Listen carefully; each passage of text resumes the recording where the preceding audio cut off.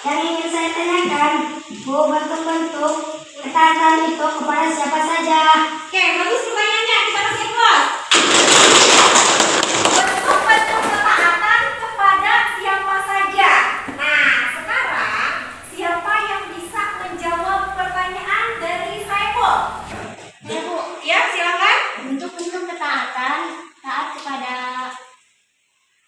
Allah, taat kepada Rasul, taat kepada orang tua, taat kepada guru, dan taat kepada ulul amri atau pemerintah. Oke, terima kasih Elin. Jawabannya bagus sekali. Kita kasih aplaus buat Elin. Selanjutnya ada gambar kedua. Setelah tadi di gambar pertama kita bahas definisi apa? Taat. Bahwa taat itu apa tadi? Ada berapa bentuk taat? Taat kepada Allah, taat kepada Rasul, taat kepada orang tua, taat kepada ulil. Yang kedua, ada gambar. Silakan coba kalian pahami makna dari gambar tersebut dan silakan ada siswa yang ingin bertanya. Saya, Bu. Ya, silakan Musna. Gambar tersebut orang yang sedang meminta sumbangan untuk bencana alam. Bagus. Selanjutnya, ada yang ingin kamu tanyakan? Hal yang saya ingin tanyakan, bolehkah seseorang memberikan bantuan dengan mengharapkan imbalan? Oke, terima kasih. Bagus pertanyaannya. Bolehkah seseorang membantu orang lain tetapi ingin mengharapkan imbalan? Ada yang bisa jawab anak-anakku? Silakan. Saya, Bu. Ya, silakan Ayu. Menurut saya tidak boleh, karena segala sesuatu yang harus didasari dengan rasa ikhlas karena Allah. Tidak boleh karena segala sesuatu itu niatnya harus ikhlas karena Allah. Oke, bagus Ayu. Selanjutnya, ada yang bisa kasih jawaban yang lain selain Ayu? Maaf, Bu. Oke, silakan Siti Zahra. Saya kurang setuju dengan pendapat Ayu. Oke, kenapa? Karena menurut saya boleh-boleh saja. Karena bisa saja orang itu sedang membutuhkan uang untuk keluarganya atau kebutuhannya. Oke, bagus. Boleh saja Bu katanya. Jika orang tersebut membutuhkan uang untuk membantu anaknya yang sedang sakit. Berarti di sini ada dua kemungkinan. Yang pertama, niatnya harus benar-benar ikhlas karena Allah, itu wajib. Yang kedua, boleh kita mengharapkan imbalan kalau memang kita terdesak dengan kebutuhan tertentu. Tapi ingat satu hal, harus diniatkan karena Allah. Oke, bagus. Tepuk tangan buat Ayu dan Saiful. Baik anak-anak, tadi ada dua gambar yang sudah kalian saksikan. Yang pertama tentang apa? Yang pertama, taat. Yang kedua, ikhlas. Yang selanjutnya adalah taubat. Nah, sekarang yang ingin saya tanyakan, ada yang tahu tidak apa itu arti taubat? Saya, Bu. Silakan, Revi. Taubat adalah kembali ke jalan yang benar dan tidak mengulangi lagi. Jadi, taubat adalah kembali ke jalan yang benar setelah dia melakukan dosa dan berjanji tidak akan mengulangi dosa tersebut. Nah, itu adalah pengertian taubat. Selanjutnya, ada yang ingin bertanya lagi mengenai taubat? Silakan. Saya, Bu. Silakan, betul. Bagaimana cara membiasakan perilaku taubat? Bagaimana cara membiasakan berperilaku taubat? Oke, sebelum saya menjawab, alangkah lebih baiknya jika siswa yang proaktif untuk menjawab. Tadi bagus ya. Oke, selanjutnya ada yang bisa jawab pertanyaan dari guru? Bu, silakan. Banyak introspeksi diri karena mungkin saja ada kata atau sikap yang menimbulkan dosa. Banyak introspeksi diri karena mungkin saja banyak sifat atau sikap yang menimbulkan dosa. Oke, bagus jawabannya. Tepuk tangan. Terima kasih. Kita lanjutkan. Saatnya untuk diskusi kelompok. Jadi nanti kita bagi kalian ke dalam 3 kelompok. Lalu kalian akan mengerjakan tugas yang akan saya berikan kepada kalian. Saya akan bagi kalian ke dalam 3 kelompok. Saya akan tunjuk 3 nama yang akan menjadi ketua kelompoknya. Setelah itu,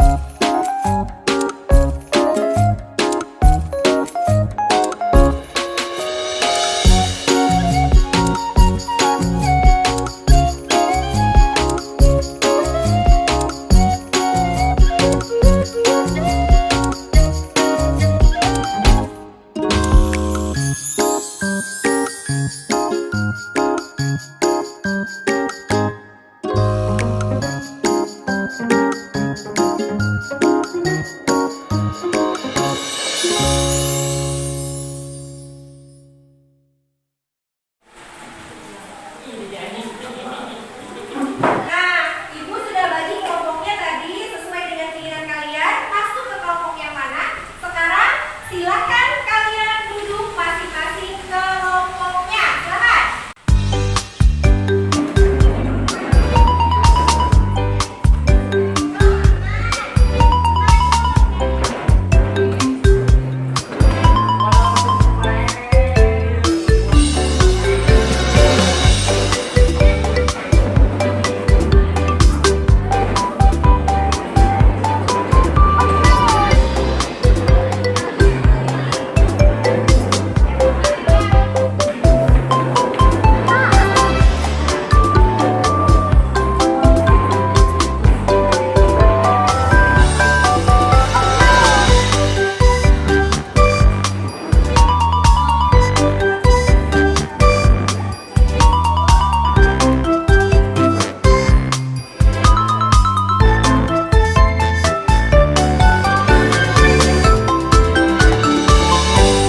Anak-anak, di sini saya sudah menyiapkan LKPD yang harus kalian isi bersama kelompok kalian. Nanti saya bagikan masing-masing kelompok. Setelah kalian mengisi, nanti salah satu teman kalian mempresentasikan hasilnya di depan kelas. Bisa dipahami? Bisa.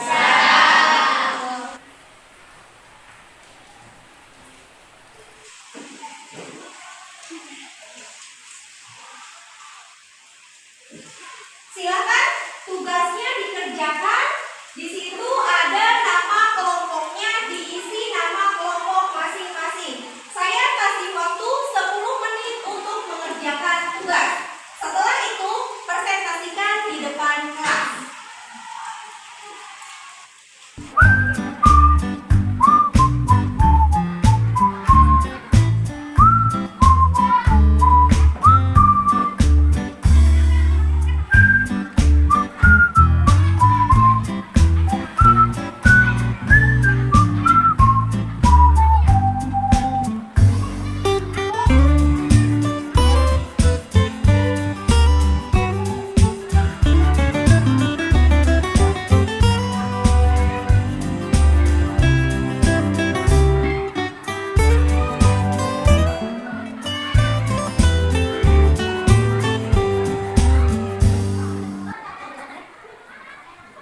Bagaimana? Sudah selesai semuanya?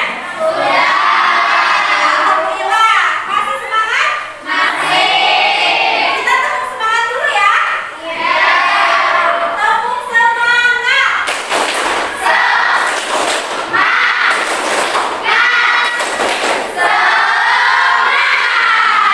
Oke, sekarang yang mau maju yang pertama, kelompok mana? Acungkan tangannya. Silakan. Oke, kelompok Ayu sama Saiful Bahri ya. Silakan, ayo presentasikan siapa yang akan mewakili kelompoknya. Silakan, ayo presentasikan hasilnya.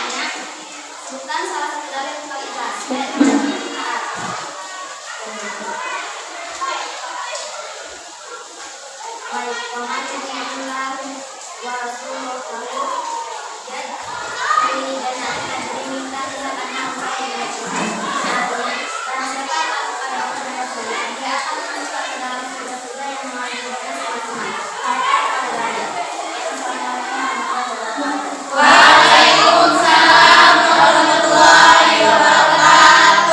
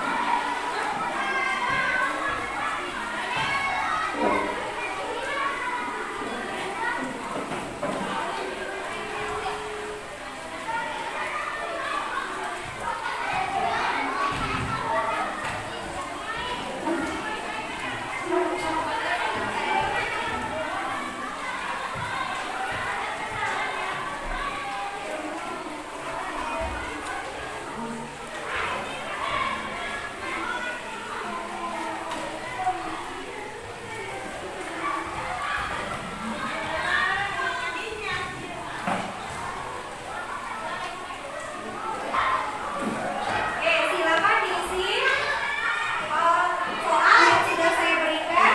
Jangan lupa dikasih nama. Saya kasih waktu 10 menit dari sekarang. Silakan.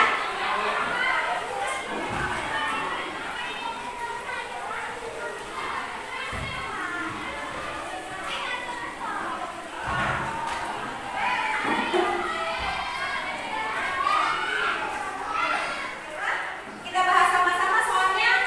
Siapa yang ingin menjawab soal yang pertama? Oke, silakan Cinta. Dibaca soalnya Cinta beserta jawabannya. Berdasarkan pernyataan di atas, definisi ikhlas yang sebenarnya adalah A.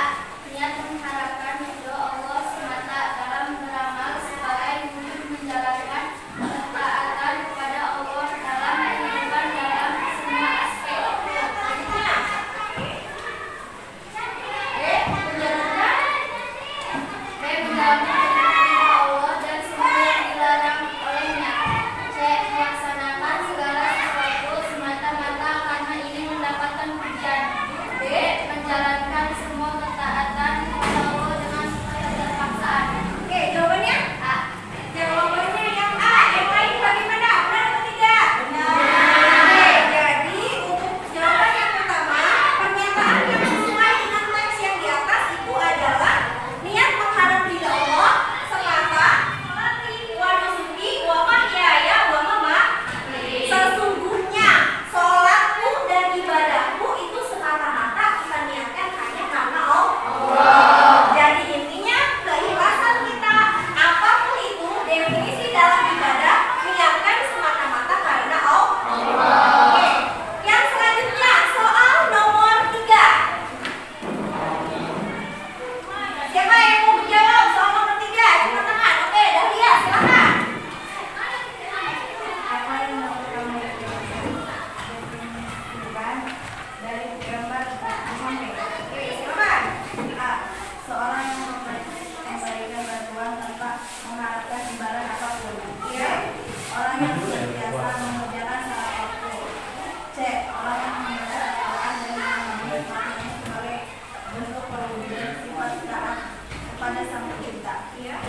Orang yang menyesal perbuatan dan dosa-dosanya sehingga dia menyesal perbuatan dan dosa-dosanya sehingga dia takut dan bertaubat kepada Allah Subhanahu wa taala. Oke, untuk jawabannya. D. D. Orang yang menyesali perbuatan dan dosa-dosanya sehingga dia merasa takut kepada Allah. Oke, selanjutnya yang nomor 5. Siapa yang mau jawab yang terakhir?